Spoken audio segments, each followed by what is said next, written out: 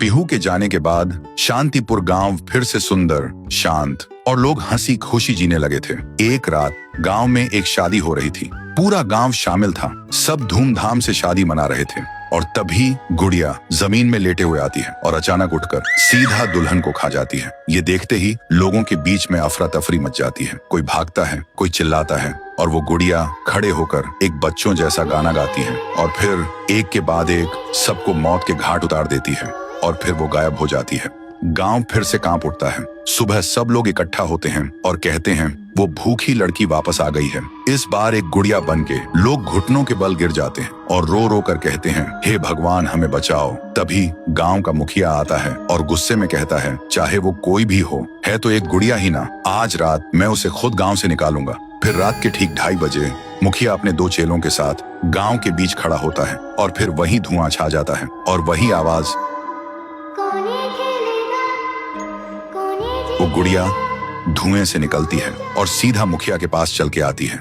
मुखिया कहता है, निकल जा मेरे गांव से, नहीं तो तुझे यहीं बिखरा दूंगा। गुड़िया हंसती है और कहती है, तेरे से पहले भी किसी ने ये सोचा था।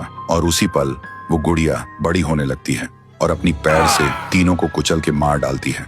सुबह जमीन पे सिर्फ खून के धब्बे रह गए थे, लाशें जैसे हवा हो गई हो। लोग समझ गए ये कोई आम गुड़िया नहीं, इसके अंदर कुछ और ही शक्ति है। तभी गांव की एक बूढ़ी औरत कहती है, इस गुड़िया को हम गांव से नहीं निकाल सकते, इसे तो सिर्फ पीहू ही गांव से निकाल सकती है। फिर सभी लोग उसी जगह जाकर खाना रखते हैं और दिल से पीहू को पुकारते हैं, भूखी देवी वापस आइए, गांव को बचाइए। तभी जमीन से एक आवाज निकलती है पीहू, पीहू, पीहू। और मिट्टी से बनने लगती है पीहू।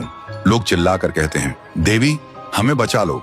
फिर रात होती है। वो गुड़िया गाना गाते हुए आती है, लेकिन अचानक पीहू उसके सामने आ जाती है। गुड़िया रुक जाती है। पीहू उसे पकड़ने जा रही होती है, लेकिन गुड़िया हवा में उड़ जाती है। पीहू भी उसके पीछे उड़ जाती है और अपनी आंखों से आग छोड़ के गुड़िया को जलाने की कोशिश करती है, लेकिन गुड़िया एक धुएं में छुप जाती है और फिर अचानक पीहू के पीछे आके उसे एक जोर का वार करती है। पीहू आसमान से जमीन पे आ गिर जाती है और फिर वो गुड़िया पीहू की शक्ति छीनने लगती है। पीहू की ताकत धीरे धीरे गुड़िया के पास जा रही होती है। कुछ देर बाद पीहू जमीन पे गिर जाती है। जब वो उठती है तो देखती है उसका शरीर धुंधला हो गया है और जब वो अपने आप को छू रही थी तो हाथ उसके शरीर के आर पार जा रहा था। वो वहीं गिर के रोने लगती है और जोर से चिल्लाती है और उसकी आवाज सीधा उसके भाई के कानों तक पहुंचती है। तो दोस्तों, अगर आप देखना चाहते हो पीहू वर्सेस गुड़िया वर्सेस तुंग तुंग तुंग सहर, तो इस वीडियो को 1.5 लाख लाइक्स तक पहुंचाओ।